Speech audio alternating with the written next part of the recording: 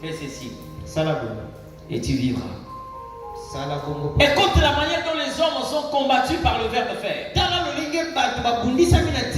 Un jour, l'ange de Dieu vient trouver Gédéon. Et il fait savoir à Gédéon la pensée du Créateur. Il dit à Gédéon, le Seigneur Dieu t'a choisi pour que par toi qu'il délivre Israël de la main de ses oppresseurs. Alors toi tu battras Madian. Bien aimé, Gédéon s'est levé.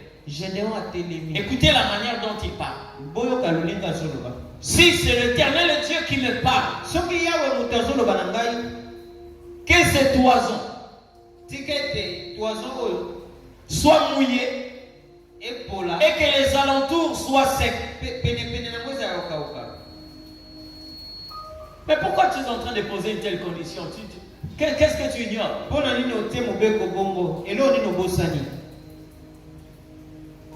Si c'est vraiment la volonté de Dieu, que cet oiseau soit mouillé et les alentours secs. L'Éternel l'a fait. Il s'est encore réveillé le lendemain matin.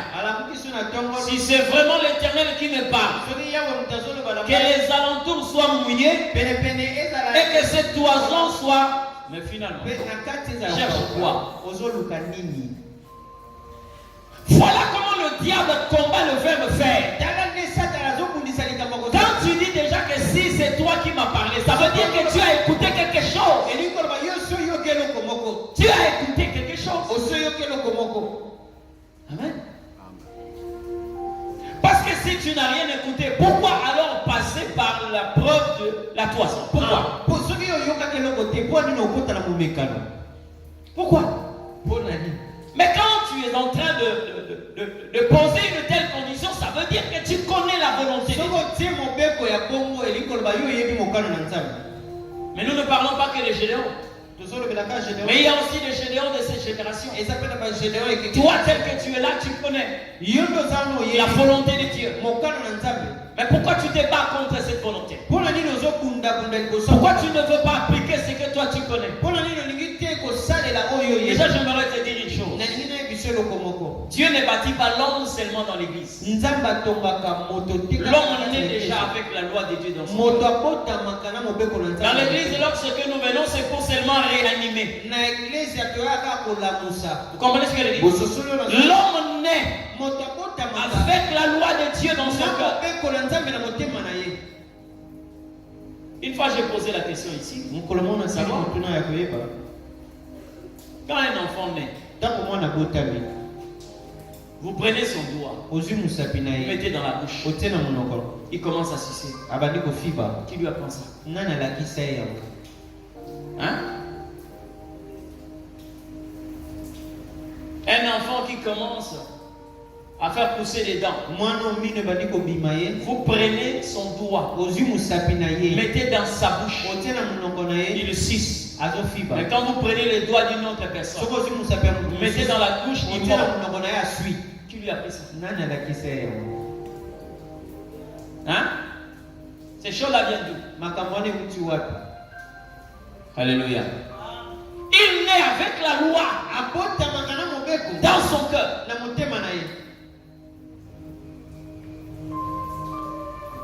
Et quand on s'approche de Dieu, c'est pour ranimer. Quelqu'un va me poser la question de savoir, est-ce que c'est possible? Je dis oui. Posez-vous la question de savoir d'où est venu de Moïse la pensée de commencer à tuer les Égyptiens. C'est-à-dire au-dedans de lui, il y avait une flamme qui lui faisait savoir que c'est toi le libérateur des enfants d'Israël. Mais il ne savait pas comment le faire si longtemps qu'il n'avait pas encore rencontré Dieu. Mais cela était déjà marqué au-dedans de lui. Il a fallu qu'il rencontre Dieu pour qu'il ne le fasse pas par rapport à ses intentions charnelles, mais qu'il le fasse selon le mode de Dieu. Alléluia. Fais cela. et tu vivras. Pokobika. Bien-aimé, Olingami. je l'ai dit aujourd'hui, les soucis de plusieurs personnes, c'est d'être coté par les hommes. C'est-à-dire, c'est de répondre de manière à être ovationné par les hommes. Mais bien aimé, il y a des gens qui peuvent avoir 20 sur 20. De par une cotation qui vient des hommes. Mais ces mêmes personnes n'ont même pas 1,5 auprès de Dieu. Amen. Parce que le Seigneur sait. Le problème n'est pas de bien répondre. Le problème, c'est de faire ce que l'Éternel Dieu veut que nous fassions. Alors, entre celui qui sait écrire le mot miséricorde et qui sait prononcer miséricorde sans faute, et celui qui applique la miséricorde, qui est utile devant Dieu? Hein? Qui est utile devant le Seigneur? Entre celui qui parle de Dieu et celui qui vit Dieu, qui est utile devant Dieu?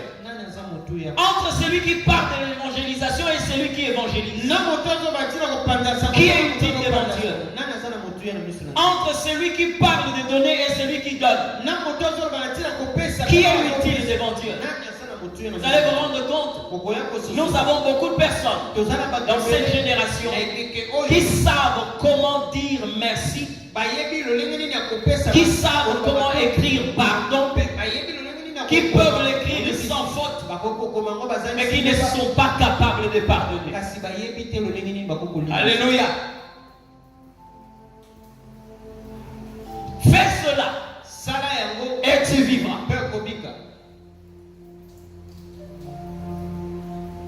Fais cela et tu vivras. Si je pose la question ici, qui peut m'écrire humilité? Je crois peut-être à toute l'église.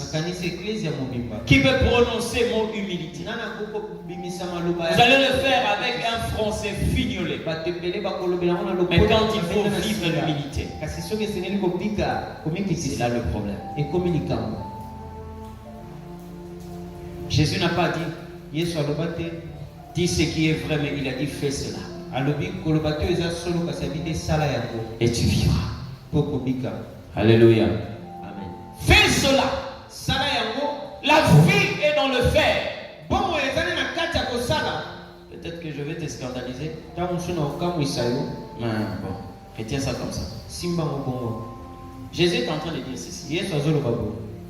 Ceux qui ont leur place dans le royaume ne sont pas ceux qui disent Seigneur. D'accord? Je vais le lire avec vous. Matthieu chapitre 7, verset 21. Matthieu chapitre 7, le verset 21. C'est ce que la Bible dit.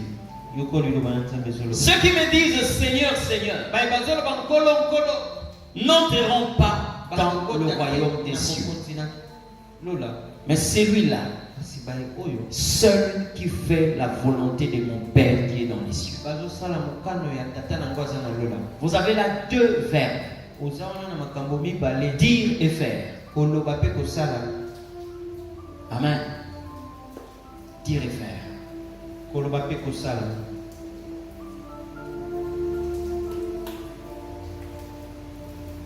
Tu as le choix. Nous avons aujourd'hui dans l'église des bons parleurs, mais moins de faiseurs. Des gens qui ont le souci de bien parler. Un jour, quelqu'un m'a dit, j'ai un sujet. On m'a demandé d'exposer. Je vais prêcher. Docteur, je veux que nous puissions travailler. Mon souci, c'est de parler d'une manière, laisser les gens dans la soif. Hein? C'est ça ton besoin? Oui. C'est-à-dire une manière de dire que je vais impressionner ces gens. Bien aimé, tu n'auras pas de place dans le royaume si tu as bien impressionné. Amen. Le royaume n'a pas de place pour les impressionnistes. Le royaume n'a pas de place pour des bons parleurs, des bons discoureurs. Même dans nos sociétés. Qu'est-ce qui nous tue aujourd'hui? C'est le verbe de faire. Hein? C'est le verbe de faire. Nous sommes en pleine campagne ici.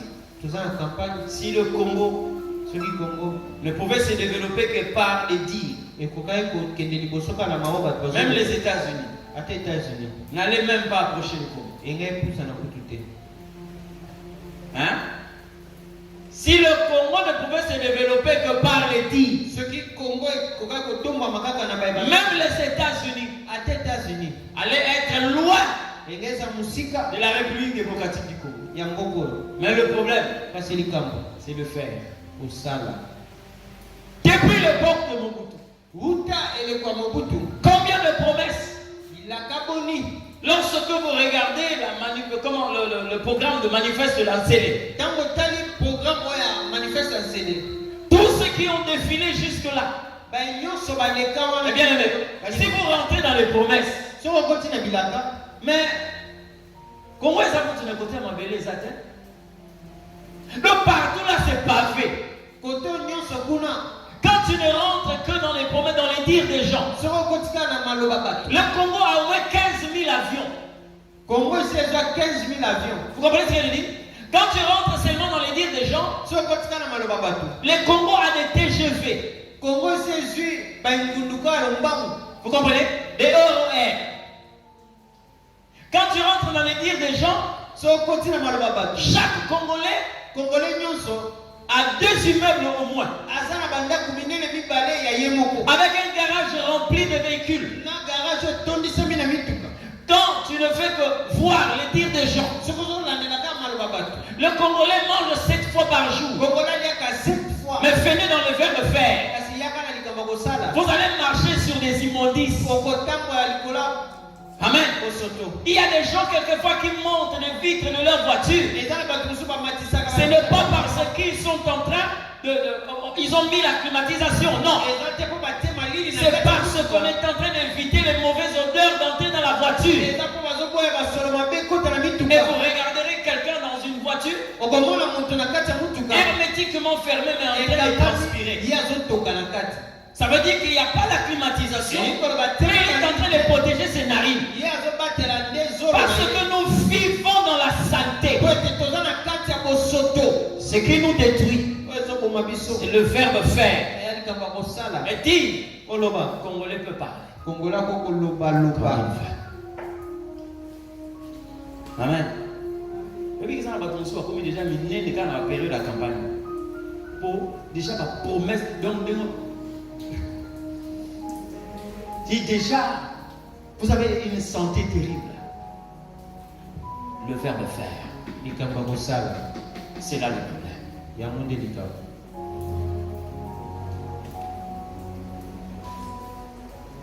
Mais pour nous dans le royaume, Jésus est clair là-dessus.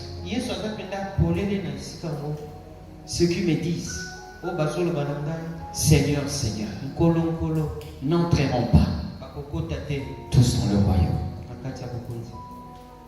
Mais ceux qui font la volonté de mon Père.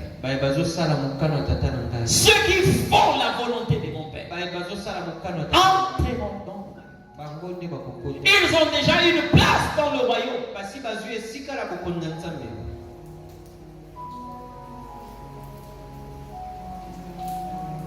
Qui ne connaît pas le mal ici?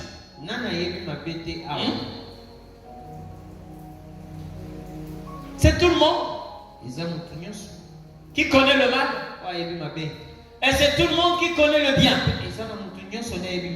Mais On ne sait pas faire le bien qu'on connaît. Et on ne sait pas éviter le mal qu'on connaît. C'est-à-dire on est combattu par le verbe faire. Et pour ce que nous connaissons, bien aimé, ne confondez pas, comme je l'ai dit, le royaume de Dieu à une école classique. Si l'objectif c'est avoir des points, alors retiens la Bible comme un perroquet. Tu peux répéter tous les passages de la Bible. Mais si c'est pour avoir une place dans le royaume, alors cherche à faire ce que la Bible déclare. Vis la parole de Dieu. C'est là où tu reçois la vie éternelle. Ça va te scandaliser. Vous savez quoi? Dieu lui-même.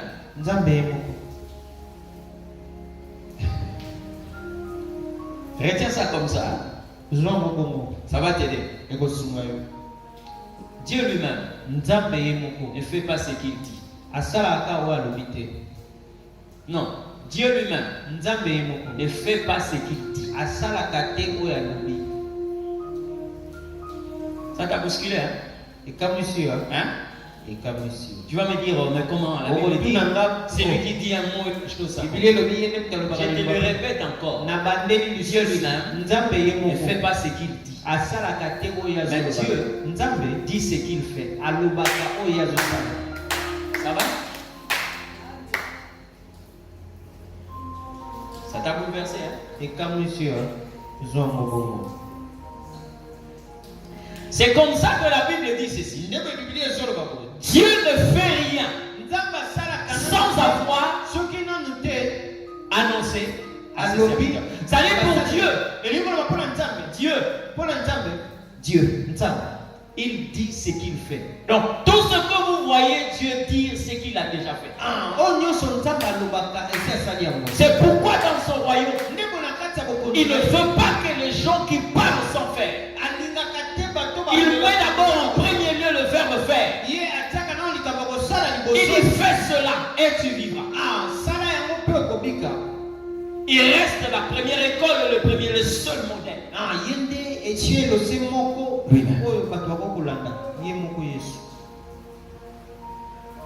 Je vais te le montrer par A plus B. Regardez.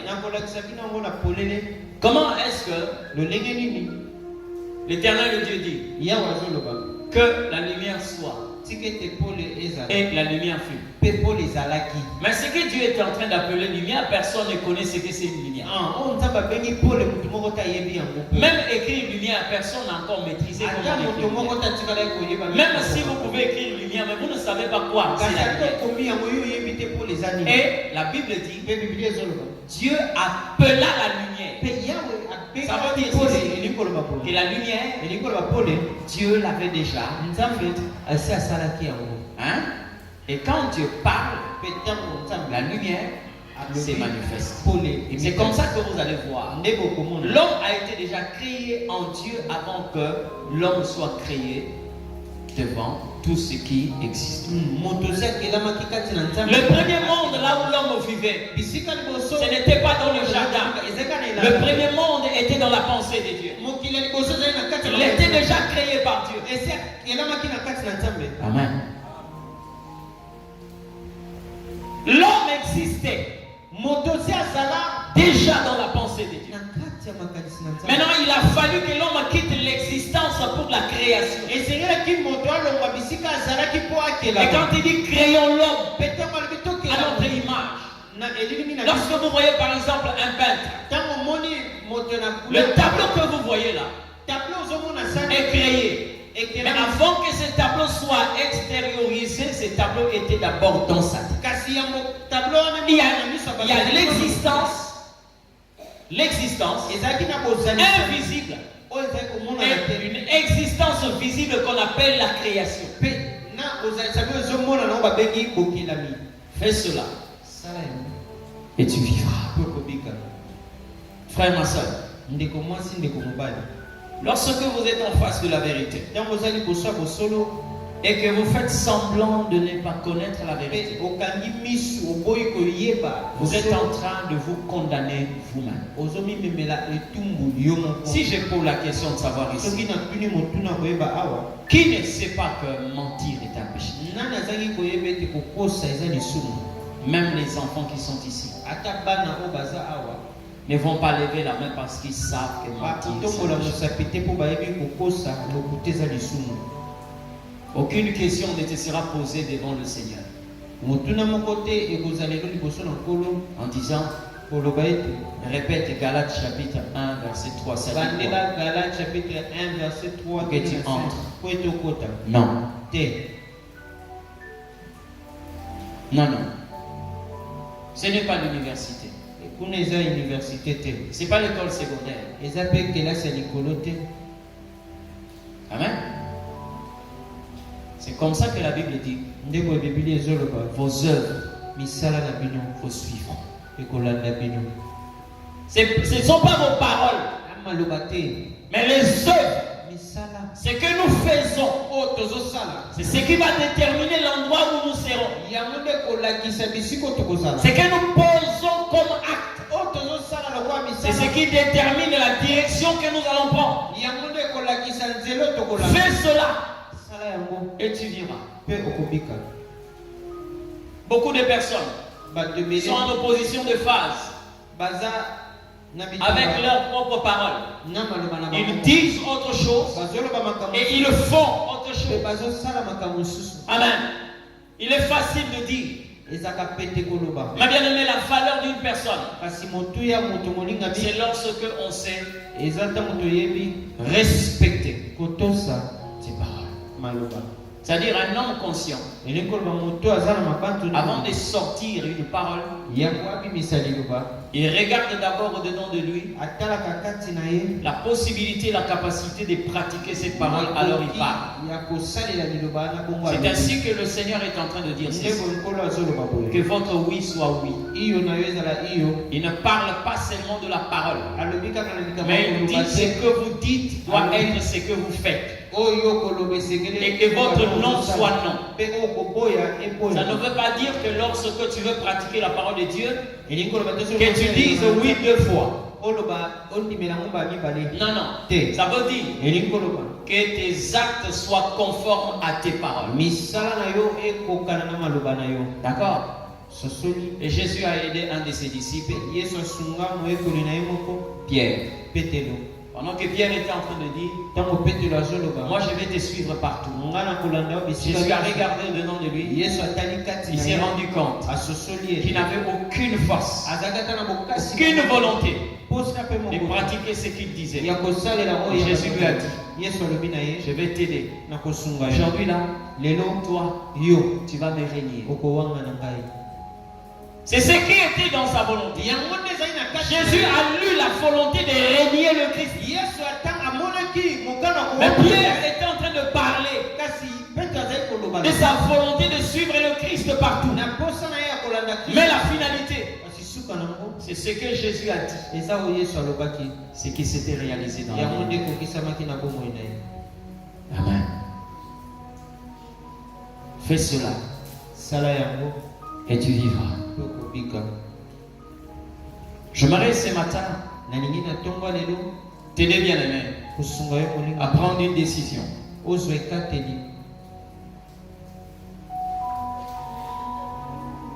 De ne plus être focalisé par tes dires.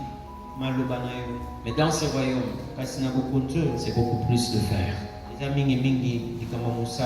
Est-ce que tu peux prendre la décision de ne plus verser dans cette mauvaise vie que Dieu est en train de te guérir? Est-ce que tu peux prendre une décision de ne pas violer intentionnellement la parole de Dieu? Sache-le bien, il y a l'enfer qui t'attend. Amen. Il y a un ciel que tu dois gagner, il y a un enfer que tu dois éviter. Plusieurs de ceux qui sont aujourd'hui dans les églises n'auront pas toujours leur place dans le royaume.